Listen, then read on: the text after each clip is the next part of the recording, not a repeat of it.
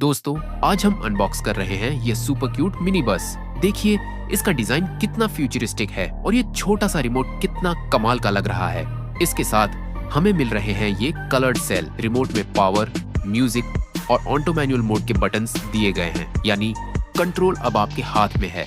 जैसे ही इसे ऑन करते हैं, इसकी हेडलाइट्स और स्क्रीन चमकने लगती हैं और इसकी रफ्तार छोटी पैकेट में बड़ा धमाका है ये।